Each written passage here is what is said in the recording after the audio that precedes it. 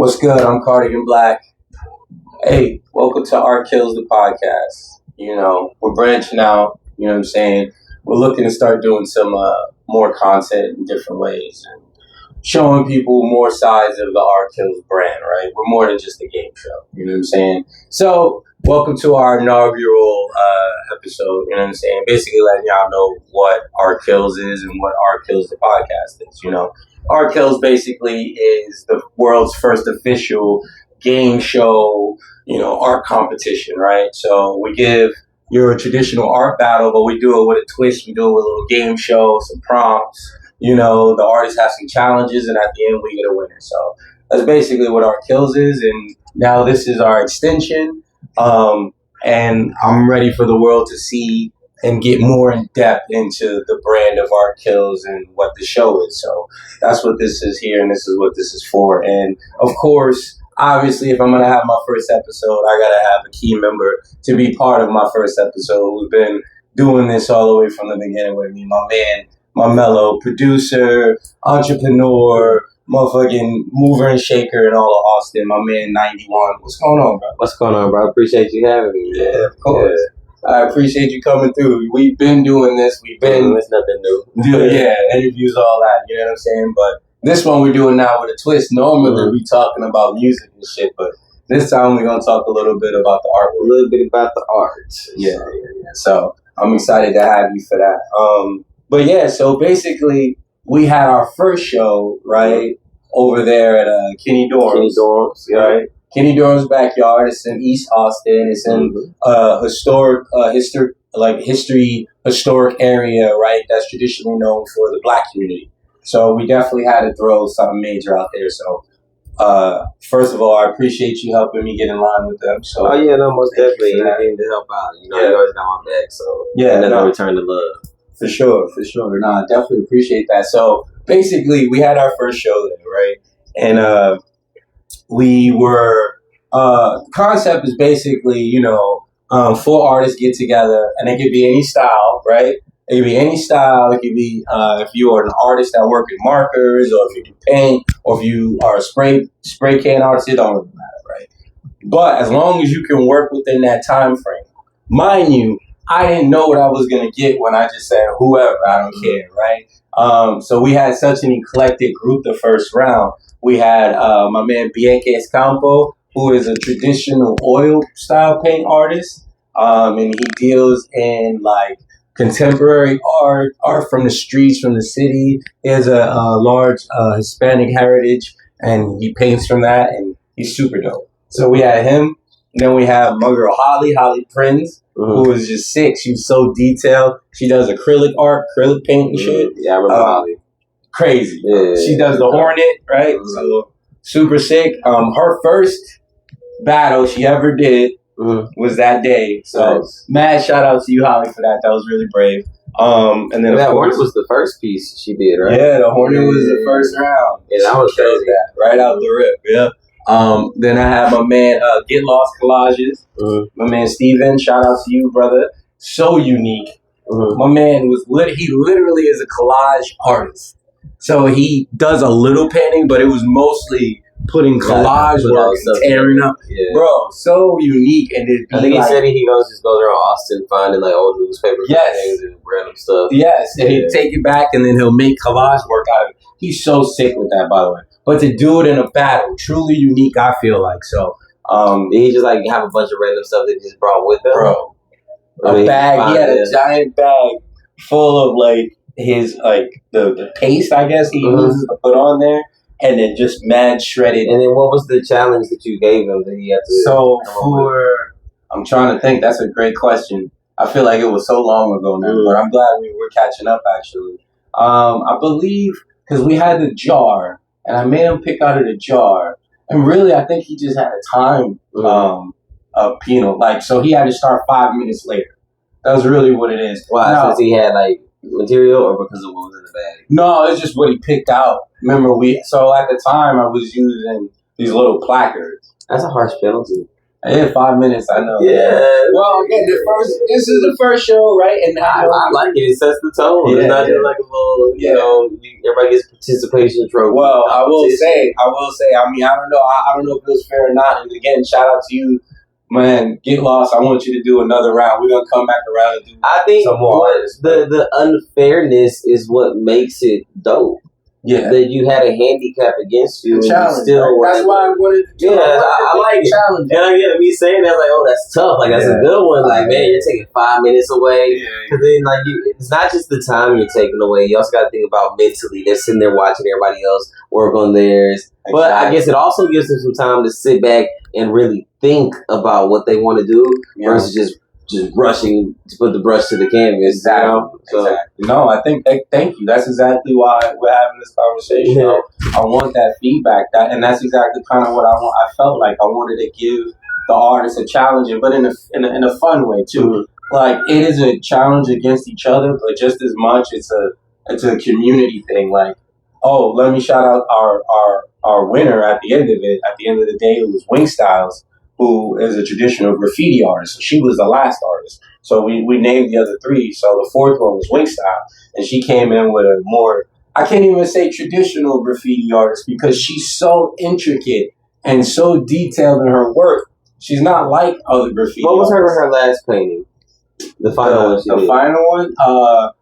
What her prompt was? She had... what was the painting that she did? Like, I remember it, but it wasn't like blue or something? Yeah. It has a lot of teal and blue in it. Mm-hmm. So she had a plane. She had to incorporate a plane into her piece. Mm-hmm. And she made this crazy...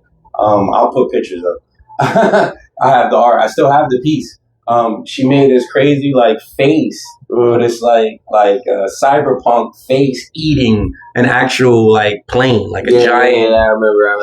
I didn't see it at first. Yeah, and I was looking at one specific part for so long, and then when I saw it, it's crazy how art comes to life like that. Like, and just imagine if, you know, I wouldn't have been sitting there with you talking about it. Yeah. I may not have even gotten that perspective of it. And say that was something like someone buys. It can sit in their house for a year before they even really see some very intricate detail within it. Yeah. And I love that. And at the end of it, she ended up becoming the winner of that round. So she's our first official Art Kills champion, Wing Style. So special shout out to you as well. And, you know, the goal is to do more of these things. But with that being said, that's our kills. But I want to talk more to 90 about art in general as well, and art in his life, right? And what has helped impact art in his life. And we can talk a little bit about this piece, because we both personally know this piece, this artist, and sort of the history behind it. So I would love to get more in depth into all of that. So let's start with that, 90. Like, again, you are a young entrepreneur, musician, you know, producer, but also an artist as well. I know you delved in actually putting paint to canvas. So what passion do you get from art? What draws from art for you? Like, where's your space in art? That's interesting, because I've always been into art. When I was young, my mom put me into a lot of different things, and just like finger painting. Yeah. But for me, I think I was always kind of like just a vibe person. Yeah. Because I could draw something if I looked at it, you know, and then I could trace stuff very well. But I could draw hard to look at it. But when it came down to art and like painting, I was always just a very abstract person. I just love to see the blends of the colors and things mixing together, and then seeing what comes from it, or like letting the paint just drip in different ways and everything. And then it's funny, because then I think back to that first night when we went to the little paint party thing where I first met everybody. And they gave us the canvas, right? Yeah. And I sat there for so long, I didn't know what to do, and I was like, here's a shape. Or here's a line, and then from that I may add something onto it. Yeah. And then from there I may see something, and then I started kind of drawing that. And then into my great grandmother, she used to doodle a lot. And she would do like the circle, or like be like some abstract circle, and then she would do another one around that, and then another one around that. And like and she would do that while she was on the phone. You know, I was younger, and I'd watch her be on the phone, and she would take notes sometimes, write down something, and then she would doodle. That's exactly, because that's a stress reliever. that's something that she's doing consciously, but also subconsciously. Right. So me, I started doodling in school. I started doodling on notes, and it's funny now too because I remember I was in Houston one time and I was sitting down for a meeting, and this girl got mad at me because I was doodling while we were having the meeting, but I was just like, this is how I pay attention. Because I'm really just drawing out my notes. These doodles are related to my notes. And to you, it may just look like a bunch of scribble, but it has meaning to me. Yeah. And it's so funny, too, because my roommate's daughter, she had like an etch-a-sketch type thing. Okay. And I love those things. Me and my roommate were in the car. We were just talking and everything. And she kept saying, I'm spying on you guys. And then when she gets back home, and she's just like, I spied on you guys and I wrote down everything y'all said. And I was like, yeah, sure. You wrote down everything. And she shows it to me. It just looks like a bunch of scribble and mess. And she's like, this is da-da-da-da, and this is da-da-da, and this is somebody named da. And I was like, you're really listening. And when you looking at what you wrote, you comprehend the meaning behind it. Just because I don't see the meaning doesn't mean that it's not there. That's true. Yeah. Yes. Art speaks in your language. That's very true. I like that. Yeah, and I got it written off subject and everything, but that's just where the experience took me from, like, as a kid. That was like my perception of like art. Yeah. I'm not somebody that'd be like, oh, I'm gonna make a dragon and then know how I'm gonna draw a dragon. Yeah, no. I made something that kind of looked like a dragon and it became a dragon. Dude, for sure. Like, I call myself an artist as well, but I'm not that, right? For sure. Like, there are artists that obviously you say, create a dragon and boom, they can. Even off the top of their head. Perfect. I had eyes my entire life, and I could not draw.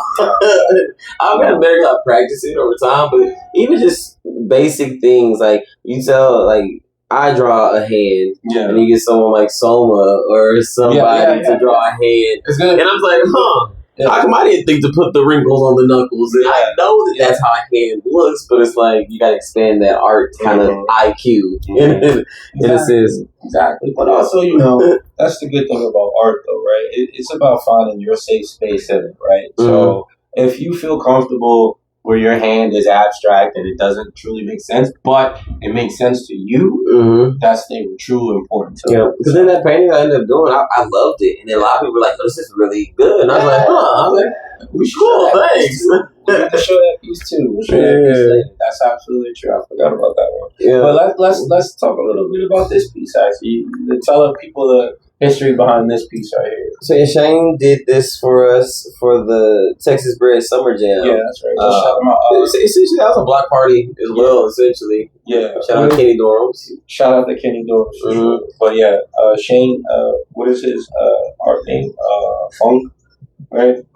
I was going to tell you to put it right here. Yeah. You know what I mean? And that's the funniest thing. Because, you know what I mean? I respectfully step into the art world. When people ask me for artists, I really be like, no, these guys are the artists.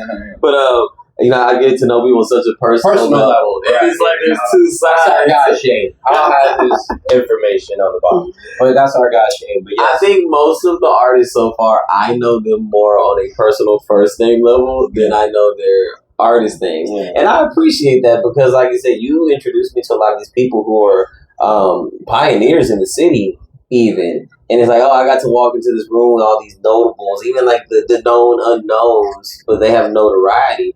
And I know there's so many people that are fans of these people that never got to meet them, never got to see who they are, know what their face looks like, but they know their work and everything. Yeah. So I feel kind of a little spoiled. On this side, like, I get to know, I'm like Alfred, I feel like. Yeah. Like, I know that Bruce Wayne is Batman.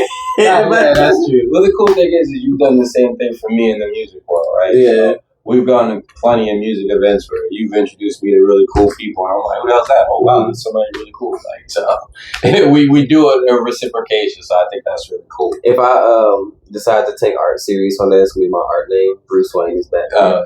Okay, the whole thing. Now y'all already know. Like, you already previewed it, so well, it's not gonna be some crazy unveil. That is what dope. It is. That'd be dope. But yeah, so he made this for your event specifically, right? It's the Summer Jam 2025, Texas Bred. I think it was in July. Okay. I think it starts at the end of July. And he painted this live on the spot. Yep. And you had some dope artists, really dope performers. You had a lot of vendors. I was vending in there. So. And what I love about his style too is how he creates the border with the canvas. Yeah, bro. I love when artists have a thing or like a niche to their style. Yeah, they incorporate into different things. Exactly. And I love how he incorporates that. So there's the Summer Jam. So of course he did the sun, and for one, I love the colors in it. This is what he specializes in. He specializes in tonalities, and he loves to work with shade play and a lot of his artwork, but he works in shade play with color. So that's what excites me about a lot of Shane's work. Again, you guys will look him up. You'll see a lot of his work looks similar to this, but this was a special piece that he did specifically for a 90s event for us in the moment. And you guys know that's how I love my art, right? I love the spontaneity of it. I love the in the moment while we're all vibing. And he literally just showed up and gave us this beautiful piece. So. You gotta take a picture so you can put it like up on there and really see it. Like I love the yellow. You know, the yellow outside of the blue with the contrast is the main feature, but I feel like the yellow isn't even what really makes it pop the most. It's how you said the blending and the shading of these dark reds that bleed like kind of into it, and then what sets it off for me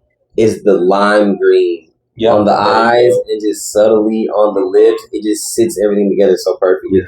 And then the sun looks like he's like, he looks like he's high up in the sky with the clouds and everything. Their pupils are he's like chilling. It's a good sunny day to just chill and vibe. And then I love it because I think it also just reflects Shane's his aura. He's a very chill guy, kind of monotone, not get too loud or anything, but it's very present. That's in the moment. Absolutely nailed it. The accentuations of the added colors and tones, the pop of the pink in the nose, it just brings more of the sun to life.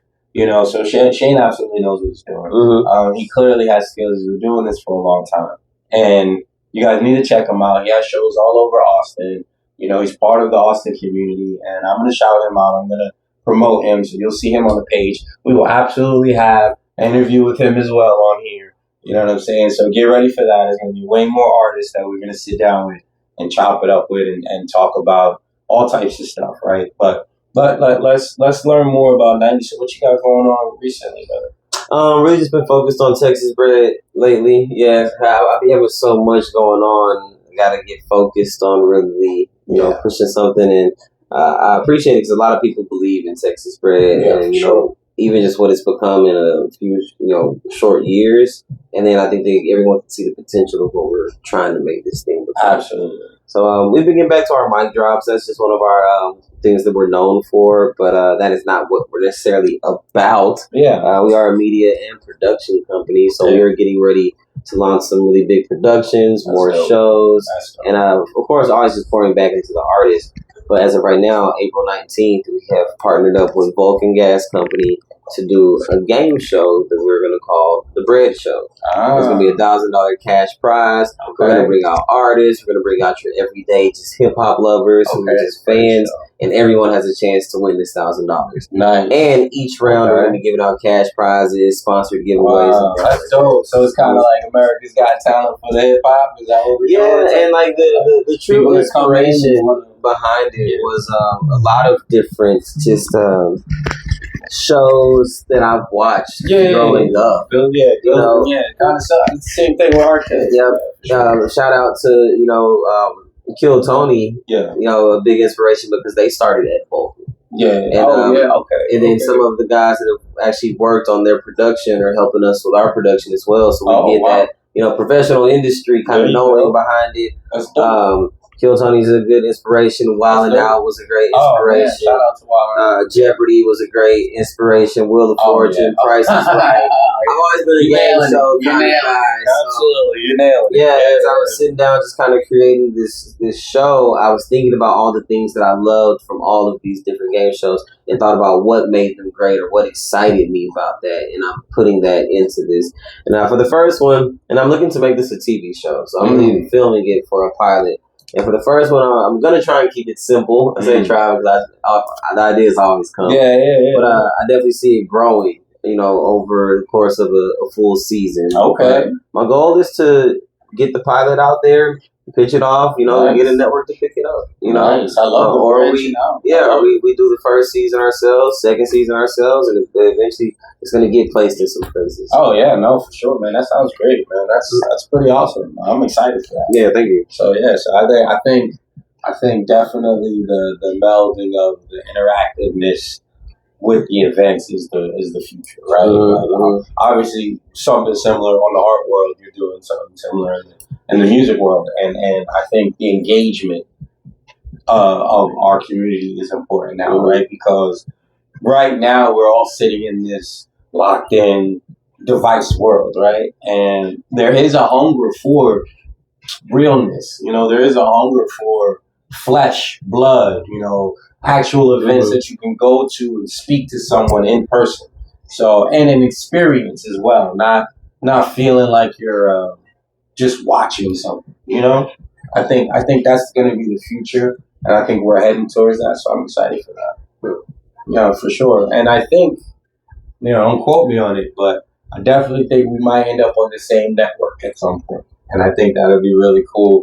You guys can finish my episode and move on down and get his episode going, and people will come back to this podcast and be like, damn, it started with that right there, right? Yeah, that's kind of how it started. But let them know where they can find you, follow Texas Bred for sure. Yep, you can follow me at 90sworld.tv on Instagram. If you search 91, it's the number 90, the word 1, so that's 90ONE. Texas Bred is TEXASBRED, Texas Bred, and you can visit us online at texasbred.info, and you can follow us on Instagram at TXBRED.tv. Very dope. Very, very dope. And you already know you're going to be seeing plenty of 90.